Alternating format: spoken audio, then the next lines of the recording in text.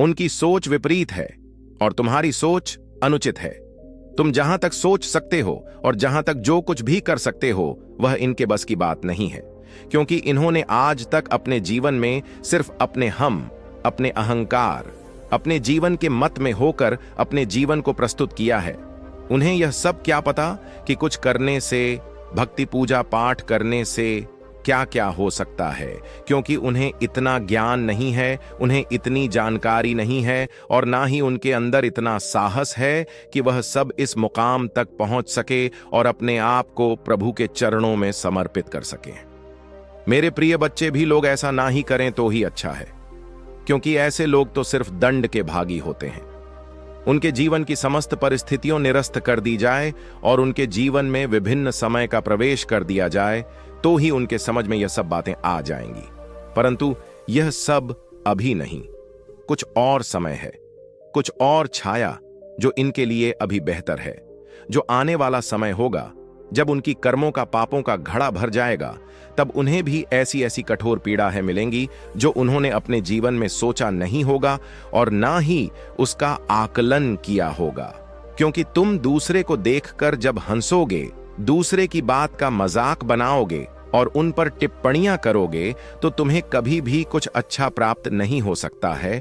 क्योंकि यदि कोई शिव भक्ति कर रहा है, अपने जब तक मिली है, तो यदि तुम ऐसा करते हो तो तुम्हें घर पाप लगता है और उसके पाप की सजा बहुत ही भयानक होती है। तू मेरा कहना मानो, ऐसे लोग जो बहुत पाप के भागी ना बने, जो ऐसा सोचते हैं, करते हैं, जो मैं बता चुका हूं। अगर कुछ होती है, कुछ मस्तिष्क तुम्हारा नियंत्रित में है, तो अब से मेरी बात को मानो और अपने जीवन को सुधारने का प्रयास करें।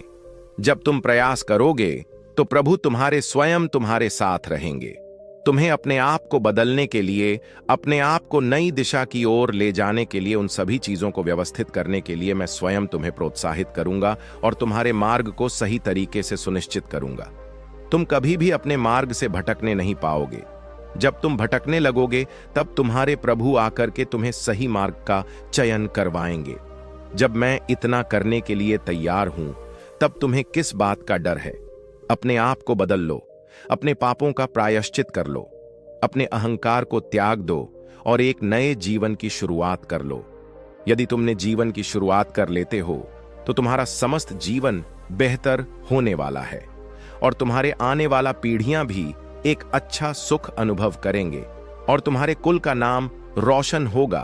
तो मेरे प्रिय बच्चे, इस संसार में यदि आए हो तो कुछ अच्छा कर लो कि जब तुम्हारा लेखा जोखा तुम्हारे प्रभु के पास देखा जाए और तुम्हारे कर्मों का हिसाब किताब चुकता होने लगे, तब कम से कम तुम्हारे कुछ ऐसे काम निकल आए जिससे कि तुम वहां की समस्त नियमों के अंदर आ जाओ और अपनी पीड़ा से मुक्ति का जो दंड है कम हो जाएगा। अन्यथा जो भी दंड बा अभी आ जाता है, वह तुमने अभी तक कभी नहीं पाया होगा और ना ही देखा होगा। जब वहां पर जाओगे, तब तुम्हें इन सब बातों का पता चलेगा। जब तुम्हारी देर से तुम्हारे प्राण, तुम्हारी आत्मा निकलकर पूर्ण मेरे देख तूतों तक पहुंचेगी, जो इन कार्यों को सुनिश्चित करते हैं। फिर जिस तरह से तुम यहां निर्दयता से पेश आते हो, किसी के साथ दया नहीं करते हो, सबको सताते हो, बुरा आचरण रखते हो और अपने धर्म को नष्ट करते हो, किसी की बात नहीं मानते हो, कोई भी साधु संत या महात्मा या सिद्ध पुरुष तुम्हें कुछ समझाने का प्रयास करता है, तो तुम उनकी बात का उल्लंघन करते हो और उन्हें बुरा भला कहते हो और उन्हें भगा देते हो। तो यह तुम्हारी सबसे बड़ी भूल है। इसी तरीके से तुम्हें निर्दयता से वहां पर अपनी राय दी जाएगी। ऐसी पीड़ा है जो तुम्हारे दर्द को सहन करने की क्षमता नहीं रहेगी। चिकन के खिलाओगे तभी तुम्हें छोड़ने वाले नहीं है मेरे देवदूत। तब तुम्हारे प्रभु ही तुम्हारे पास आएंगे, तब तुम्हें बताएंगे। किंतु जब तुम आज से ही अच्छे कर्म करना प्रारंभ कर दोगे और शिव भक्ति करना प्रारंभ कर दोगे या किसी की भक्ति कर प्रारंभ कर दोगे, जो तुम्हारा इस हो, जो तुम्हारा पूछ लिया हो, उसकी पूजा करो, तुम्हें अवश्य ही सभी बाबू और सभी दुखों से मुक्ति मिल जाएगी। परंतु यदि तुम ऐसा नहीं करते हो तो तुम्हारा जीवन नरक से भी बेहतर हो जाएगा और तुम्हारा इस पृथ्वी लोक पर जन्म लेने से कोई मतलब नहीं निकलने वाला है।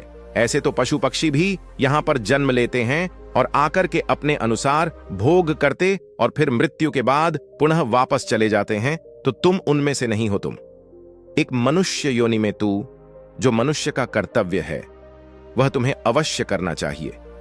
यदि उनका उल्लंघन करोगे तो सजा तो मिलेगी। मेरा कार्य समझने का है। मैं सृष्टि को बनाया है और सृष्टि को चलाने की जो जिम्मेदारियां दी है, तो मैं अपने प्रिय बच्चों को समझा भी सकता हूं कि मेरी बात को मान जाओ और अपने कर्मों को सुधार लो। यदि तुम सुधर गए तो सब कुछ सुधर जाएगा और तुम कभी भी उस सिचुएशन में नहीं जाओगे जो तुम्हारी विपरीत दिशाओं में तुम्हें प्रस्थान करती हैं। तुम मेरे प्रिय बच्चे, तुम्हारे महादेव जी ने जो बताया है वह तुम्हें अच्छी तरीके से समझ में आ गया है और मैं उनके लिए इतनी सारी व्याख्या भी कर दी है। यदि वह सुधर सकते तो सुधर जाएंगे, अन्यथा उन्हें अपने कर्मों को भोगने दो और तुम अपना कर्म करते रहो। मेरी बात को मानो तो तुम मेरे इस दिव्य स्वरूप की विवेचना किसी से न करना। जो ऐसे लोग हैं जिनके बारे में अभी मैं तुमसे बात कर रहा था, बस तुमसे कुक्षी रखना।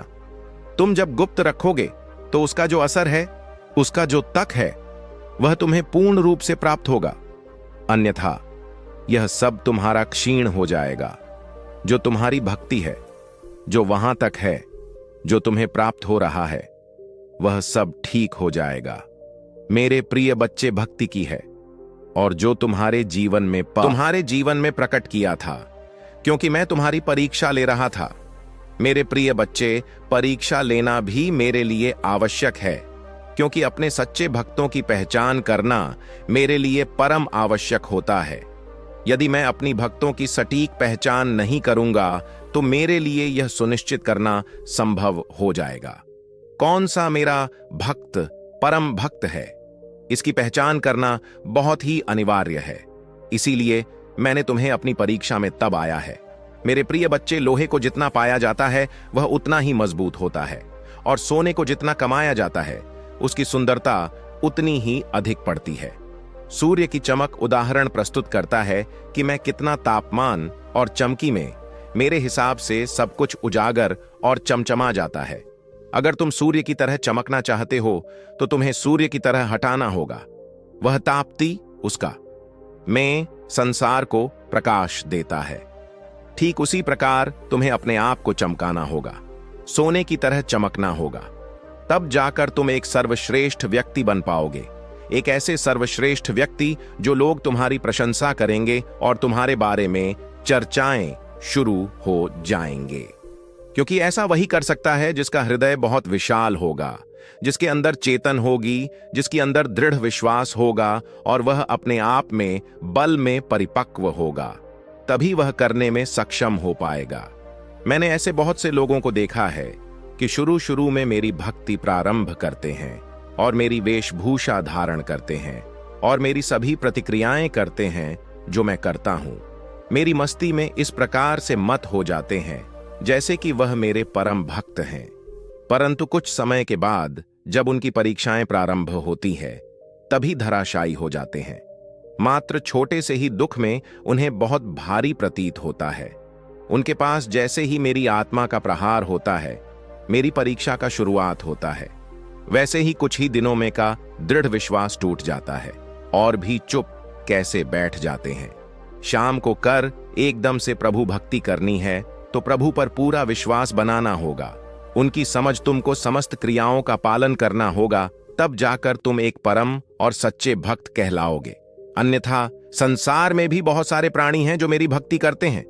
मैं परीक्षा इसलिए प्रारंभ करता हूं कि तुम्हारे अंदर कितनी की और कितना जो गंदे विचार हैं वह दूर होते हैं या नहीं, उन पर तुम्हारी क्या प्रतिक्रिया होती है। इसलिए तुम्हें कुछ दिनों के लिए अकाउंट और अकेला छोड़ दिया जाता है कि तुम अब अपनी मनमानी कर लो और यह सब बातें पूर्व से समझ लो। तुम्हारे जीवन के लिए बहुत महत्वपूर्ण होने वाला है। इन सब बातों से तुम्हारा फायदा अवश्य होने वाला है, क्योंकि जो तुम्हारे प्रभु महादेव जी बताते हैं उसमें कुछ भी सत्य नहीं है। यदि तुम्हें अपने प्रभु की महिमा और शक्ति पर विश्वास है तो हां, टाइप करें कि आज मेरे प्रभु भोलेनाथ जी ने जो भी मेरे जीवन का वृतांत प्रस्तुत किया है सही और सटीक है। इस प्रकार की संपूर्ण जानकारी मुझे आज तक किसी ने नहीं दी। मैं इसी क्षण की प्रतीक्षा कर रहा था। कोई मुझे इन सब बातों से अवगत कराते हैं, परंतु कोई मुझे ऐसा व्यक्ति नहीं मिल पाया जो मुझे इन बातों को बताने में साक्षात हो सके।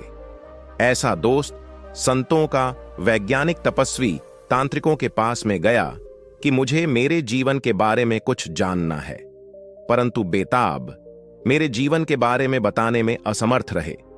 वे यह सुनिश्चित नहीं कर पाए कि तुम्हारे जीवन की क्या महत्व है और तुम्हारे जीवन में कैसी समस्या चल रहा है। क्या ग्रहद है? यह किसी ग्रह का प्रकोप है या फिर प्रभु के क्रोध का प्रचंड क्रोध बरस रहा है जो मेरे लिए उचित नहीं है। परंतु आज तक मैं इधर उधर भटकता रहा। किसी के पास इतना सामर्थ्य और इतनी शक्ति नहीं थी कि मुझे वह सब बता सके जो मेरी आवश्यकता बनी हुई है। परंतु आज मेरे प्रभु, जो मेरे अपने हैं, जो मेरा ध्यान रखते हैं, जो मेरी हर स्थिति और परिस्थिति को सुन निश्चित करते हैं, जो मुझे आशीर्वाद देते हैं, मुझे आगे बढ़ते हैं, मेरे जीवन में सही समस्याओं, दुख, सुविधाओं को दूर करते हैं, आज वही परमपिता मेरे भोलेनाथ जी मुझ पर अपनी करुणा और दया बरसा कर मुझे इस प्रकार से मेरे जीवन के बारे में विस्तार पूर्वक वर्णन किया है। यह उनके लिए बहुत ही सराहनीय है। मेरे प्रभु, मेरे भोलेनाथ जी ने जो भी आज मेरे विषय में बताया है, हम सब सत्य है, उसमें कहीं गई एक एक बात कहीं पर कुछ सत्य नहीं है, क्योंकि मैं जो अपने जीवन में देखा है, जो सुनिश्चित किया है, वही मेरे साथ हो रहा है और वही मेरे प्रभु ने मेरे लिए प्रस्तुत किया है। आज के टाइम पर यह सब जाने ना संभव हो जाता है कि तुम्हारे आने वाला समय कैसे होगा। तुम्हारा जो समय चल रहा है कि तुम्हारी विपरीत दिशा को सुनिश्चित करता है, वह किस कारण से हो रहा है, यह जानना बहुत ही कठिन और मुश्किल होता है। परंतु जब प्रभु महादेव जी किसी के साथ होते हैं तो उसके लिए कुछ भी करना संभव नहीं होता है। तुम सब कुछ करने में सक्षम होते हैं। उनके लिए चाहे जितना बड़ा विशाल पर्वत सामने खड़ा हो, फिर भी यह उसे चीरते हुए आगे की ओर निकल जाते हैं। वह अपने अंजाम की परवाह नहीं करते हैं। इसका क्या अंजाम होगा? वह सिर्फ अपने कर्म और अपने कर्तव्य पर विश्वास करते हैं। उतना है कि क्या तुम्हारी महंत व्यर्थ जाएगी? लेकिन याद रखो, महादेव के भक्तों का कोई मजाक नहीं उड़ा सकता और तुम्हारा परिश्रम कभी बेकार नहीं जाएगा। मैंने जितना सोचा है उससे कहीं अधिक मैं तुम्हें दूंगा। तुम्हारे सपने अवश्य पूरे होंगे और तुम्हारा जीवन सुख और समृद्धि से भरा होगा। घर, गाड़ी, मान, सम्मान, सब कुछ तुम्हें मिलेगा। लेकिन याद रखो, यह तुम्हारे जीवन का वास्तविक उद्देश्य नहीं है। तुम्हारा वास्तविक उद्देश्य महादेव की कृपा में स्थापित है। यह समय तुम्हें जागरूकता और सच्चे मार्ग की ओर ले जाने का है। अपने जीवन के इस गहरे अर्थ को समझो और मैं तुम्हारे साथ हूं, हर कदम पर तुम्हारा मार्गदर्शक।